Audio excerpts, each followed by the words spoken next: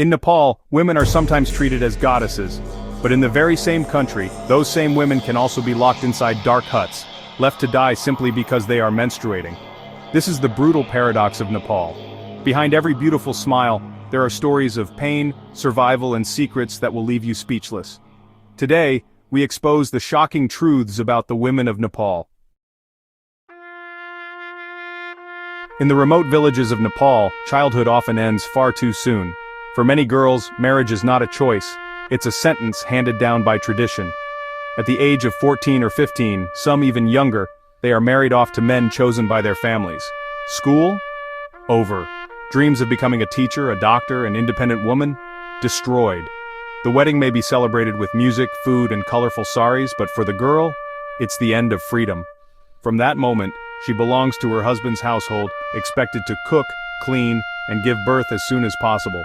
And while boys continue their education, finding jobs and opportunities, the girls are chained to a life of domestic labor. In cities like Kathmandu, this is slowly changing, but in rural areas, child marriage remains a reality that robs countless girls of their futures every single year. If you want to understand struggle, look at a woman in Nepal's mountains. Her day begins long before sunrise. She cooks for her family over an open fire, then straps a basket twice her size to her back, held only by a strap across her forehead. Inside, firewood, grass for cattle, heavy water containers, or sometimes even stones. She carries this up and down dangerous mountain paths for hours, barefoot. When men leave their villages to work abroad, it is the women who carry the survival of the entire household. They farm the land, raise the children, care for the elderly, and do everything in between, and yet their strength is rarely acknowledged. From a distance, you might see their colorful dresses and think it's a picture of beauty, but look closer and you'll see calloused hands, exhausted faces, and shoulders bent under an invisible weight far heavier than the baskets they carry. But nothing is more shocking than Chhaupadi. This ancient practice forces women into exile every single month, simply because of their biology.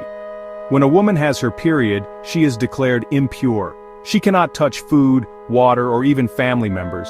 Instead, she is banished from her home and sent to a small dark hut made of mud and straw. These huts are unsafe, cold in the winter, boiling in the summer. There is no lock, no bed, no warmth. Wild animals can attack at any moment. And every year women and girls die here, from suffocation, from freezing, from snake bites while they sleep on the floor. But here's the paradox. In Nepal, some girls are treated as divine beings. They are chosen as the Kumari, the living goddess. These little girls, sometimes only 5 or 6 years old, live inside temples. They never walk barefoot in public because their feet are considered too holy to touch the ground. Crowds bow before them, kings and politicians kneel at their feet.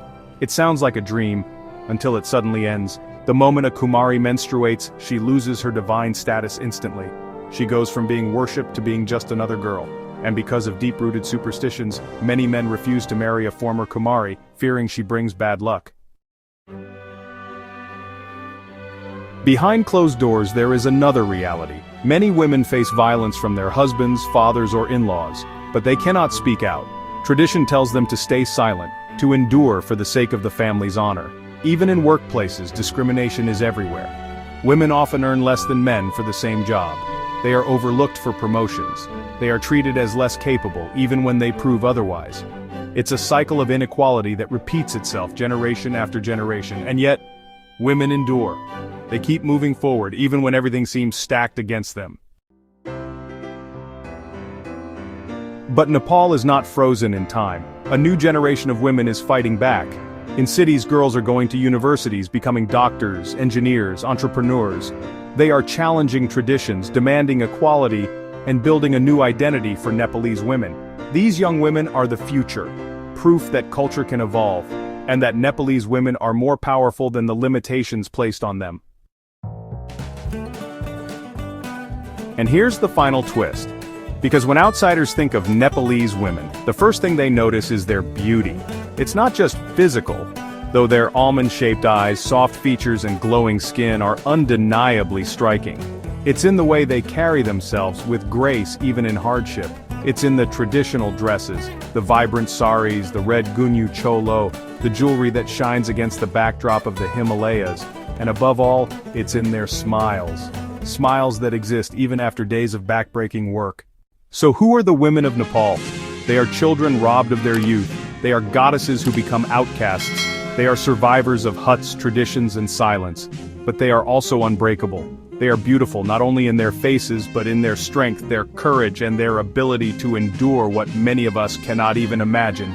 The women of Nepal are living proof that beauty and pain can exist side by side. And now, you know their truth. If this shocked you, subscribe to Country Secrets.